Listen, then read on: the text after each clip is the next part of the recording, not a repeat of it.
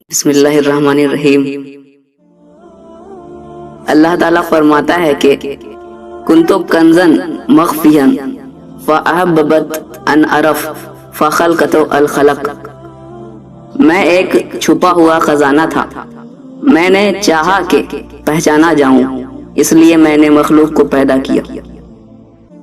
اس حدیث قدسی سے واضح ہو گیا کہ انسان کی تخلیق کا مقصد اللہ تعالیٰ کی پہچان اور معرفت ہے۔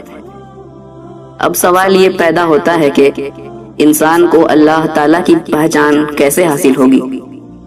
اللہ کی پہچان کا طریقہ اس حدیث شریف میں بیان کیا گیا ہے۔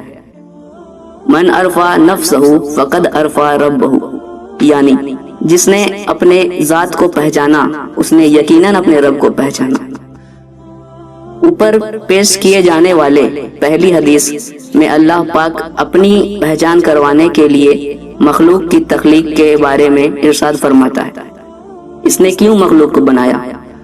اپنی پہچان کی ضرورت اللہ کو تھی، اس نے مخلوقات بنائی، زمین، چرند، پرند، جن، ملائک، جانور، سب سے آخر میں انسان کا بت بنایا، یعنی آدم علیہ السلام، اور آدم کی تخلیق اپنی ہی صورت پر کیا۔ خلق اللہ آدم علی صورت، اللہ تعالیٰ نے آدم علیہ السلام کو اپنی صورت پر پیدا کیا اور اس آدم میں اپنی روح پھونکی۔ سورہ ہجر کی آیت نمبر 29 میں فَإِذَا سَوَّيْتُهُ وَنَفَخْتُ فِيهَا مِن رُوحِي فَقَعُوا لَهُ سَاجِدِينَ، جب اس کو صورت انسانیہ میں درست کر لوں اور اس میں اپنی بے بہا چیز یعنی روح پھونک دوں تو اس کے آگے سجدے میں گر پڑنا۔ اب سوال یہ ہوتا ہے کہ آدم کو سجدہ اپنی روح ڈالنے کے بعد کیوں کروایا؟ اس سے پہلے بھی تو کروا سکتا تھا۔ سجدہ دراصل بت آدم کو نہیں اپنے آپ کو کروایا۔ آدم کی تخلیق کا مقصد اپنے آپ کو اس میں چھپا کے آنا تھا، اور پھر خدا تعالیٰ قرآن حکیم میں ارشاد فرماتا ہے سورۃ الحدید آیت نمبر 4 میں وَهُوَ مَعَكُمْ إِنَّمَا كُنْتُمْ، ترجمہ جہاں تم ہو وہی میں ہوں۔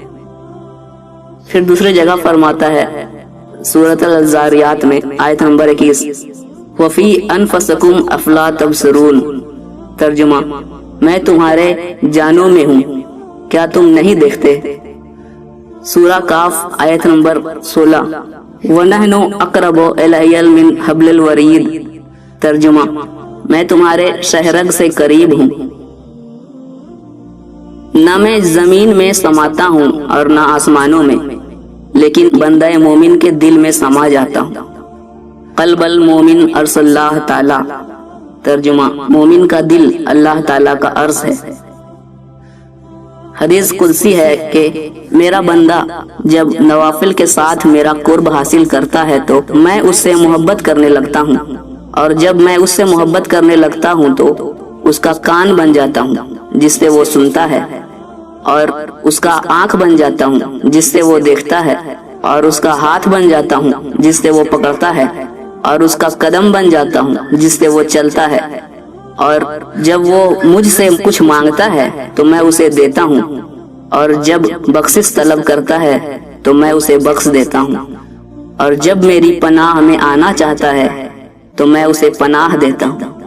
فتح الباری حدیث نمبر 6502۔ چھپے ہوئے خزانے سے لے کر آدم کی تخلیق تک کے سفر میں مقصد صرف ایک ہی ہے کہ اپنے آپ کی پہچان، اور پہچان کے لیے کسی خاص صورت کی ضرورت ہوگی، اور وہ صورت سرکار مدینہ حضور صلی اللہ علیہ وسلم کی ہے، یعنی کہ پیر و مرشد کی صورت۔ سرکار مدینہ صلی اللہ علیہ وسلم نے فرمایا من رانی فقط رائے حق، یعنی جس نے مجھے دیکھا اس نے حق دیکھا۔ ایک جگہ اور فرمایا انا احمد بلا میم انا عرب بلا عین، یعنی میں احمد ہوں میم کے بغیر، میں عرب ہوں عین کے بغیر۔